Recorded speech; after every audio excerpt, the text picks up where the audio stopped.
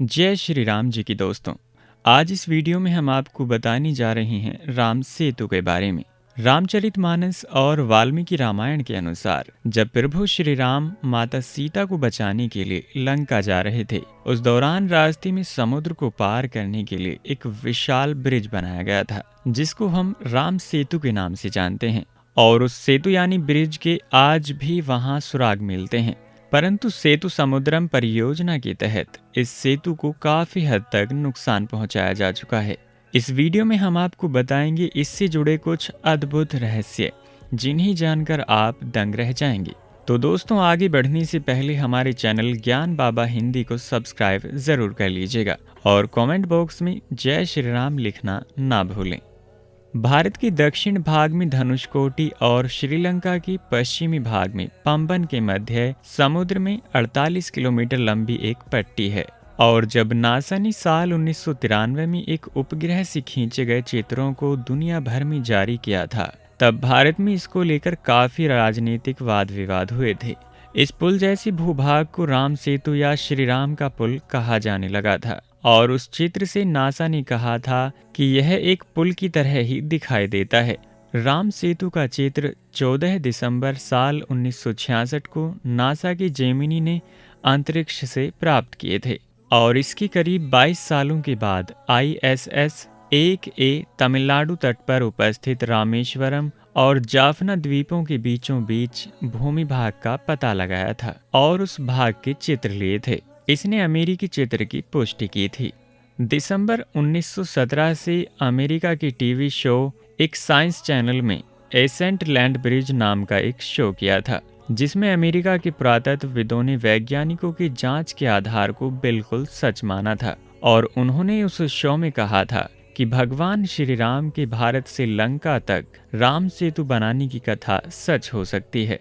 श्रीलंका तक भारत से 50 किलोमीटर तक एक लंबी चट्टानी रेखा दिखाई देती है और माना जाता है कि ये चट्टान 7000 साल पुरानी है, जबकि जिस बालू पर यह चट्टान टिकी है वह तकरीबन 4000 साल पुरानी है। नासा की सैटेलाइट द्वारा ली गई तस्वीरों और अन्य तथ्यों के आधार को मानते हुए विशेषज्ञों का कहना है कि इन चट्टानों और बालू की उम्र को देखते हुए लगता है कि ये पुल इंसानों द्वारा ही बनाया गया है। इस पुल जैसे भूभाग को भारत में राम सेतु या फिर यूं कहें कि श्री राम का पुल कहा जाने लगा। श्रीलंका के मुसलमानों ने सबसे पहले इसको आदम पुल कहना शुरू किया था। फिर ईसाई और पश्चिमी लोगों ने इसे एडम ब्रिज कहना शुरू कर दिया था और उनका मानना था कि एडम इस पुल से ही होकर गुजरे थे।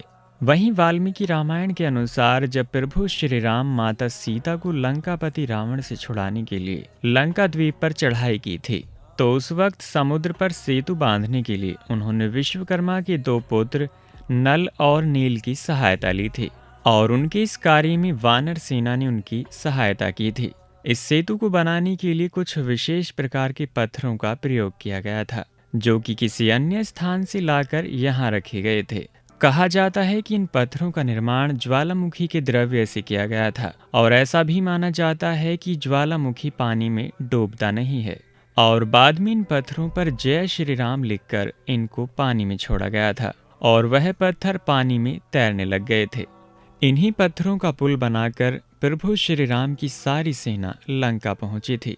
वाल्मीकि रामायण के अलावा कालिदास ने रघुवंश के 13वें सर्ग में राम के आकाश मार्ग से लौटने का वर्णन किया है। इस 13वें सर्ग में बताया गया है कि श्री राम ने माता सीता को राम सेतु के बारे में विस्तार से बताया है। यह सेतु कालांतर में समुद्री तूफानों आदि की चोटें खाकर टूट गया था। भगवान राम ने जिस जगह धनुष मारा था उस स्थान को धनुषकोटी कहा जाता है। प्रभु श्री राम ने अपनी सेना के साथ लंका पर चढ़ाई करने के लिए उस स्थान में समुद्र में एक पुल बनाया था और उसका उल्लेख वाल्मीकि रामायण में मिलता है। प्रभु श्री राम ने इस सेतु का नाम नल सेतु रखा था।